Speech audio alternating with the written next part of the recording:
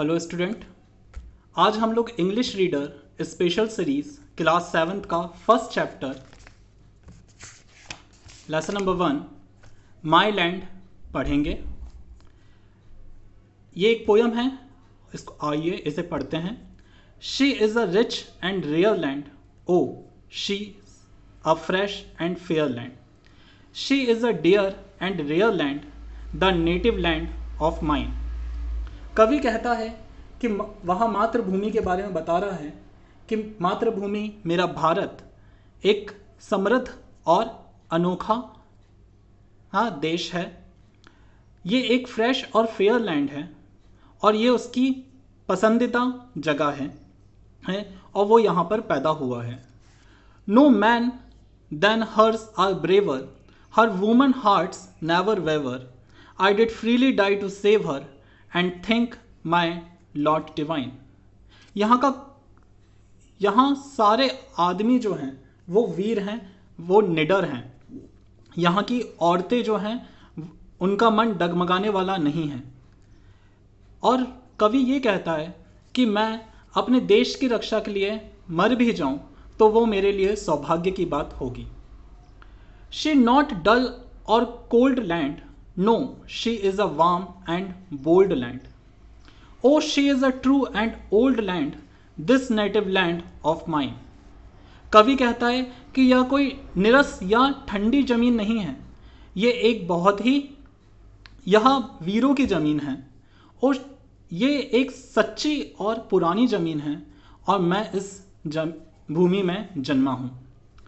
Could beauty ever guard her and virtue still reward her, no foe would cross her border, no friend within it pine.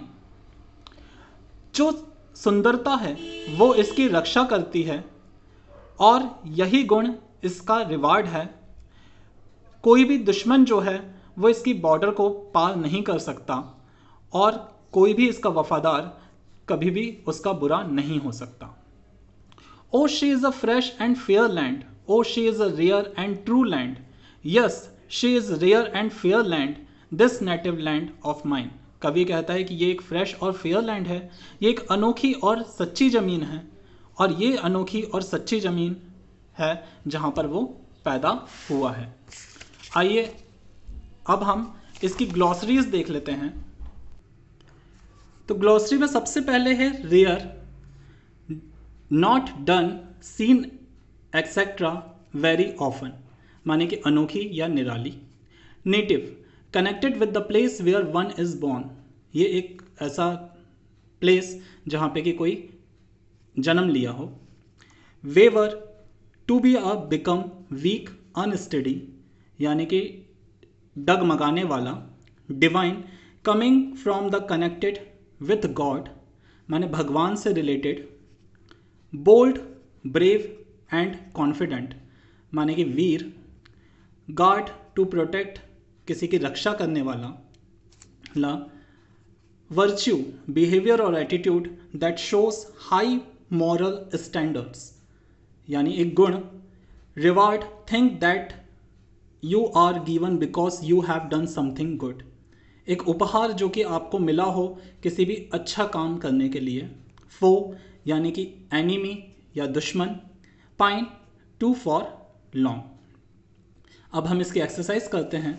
तो exercise में सबसे पहले लिखा हुआ है listen and repeat. तो first है fresh and fair, dear and rare, rich and rare, waver, braver. इसके बाद हम क्वेश्चन आंसर पे आते हैं। तो यहाँ पे सबसे पहले लिखा हुआ है चूज द करेक्ट ऑप्शन। उसमें सबसे पहले जो दिया हुआ है वो है what do you think the poem is about, यानी कि आप क्या सोचते हैं यह पोयम किसके बारे में है। Country and country man, village और टाउन, तो ये कंट्री मैन के बारे में है और कंट्री के बारे में है।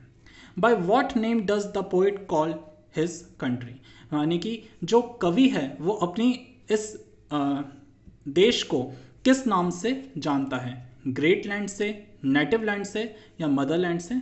तो हम इसमें लिखेंगे नेटिव लैंड पे टिक करेंगे। What does the poet says about the men in the poem, तो क्या कहा है आदमियों के बारे में, माने कवि ने क्या कहा है यहाँ के आदमियों के बारे में, क्या वो कोवर्ड हैं, क्या वो लेज़ी हैं, क्या वो ब्रेव हैं। कोवर्ड यानी डरपोक हैं, लेज़ी यानी आलसी हैं, या वो वीर हैं, ब्रेव हैं। तो हम यहाँ पे ब्रेव पर टिक लगाएंगे। ये आइए हम दूसरी चीज़ कर लेते हैं। तो यहाँ पे list the word which have been used by the poet in the poem for native land, यानी कि हमें अब यहाँ पर उस शब्दों के बारे में लिखना है जिसके बारे में कवि ने इस पोयम में बताया है। तो सबसे पहला जो शब्द है वो है रेयर, दूसरा जो शब्द है वो है नेटिव, और तीसरा जो शब्द है वो है फेयर। अब यहाँ पे वर्ड पावर देख लीजिए। तो वर्ड पावर में use the words given below and one complete sentence each, तो ये आपका होमवर्क रहेगा। दूसरी चीज़ देख लेते हैं, make new words adding E N at the beginning of the word as shown as example, माने कि हमें इन सारे के सारे शब्दों के आगे एन लगाना है। तो जैसे कि यहाँ पे रिच है तो यहाँ पे एन रिच हो गया है, यहाँ पे लिस्ट है तो हम यहाँ पे एन लिस्ट कर देंगे, यहाँ पे सर्कल है तो हम लोग यहाँ पे एन सर्कल कर देंगे।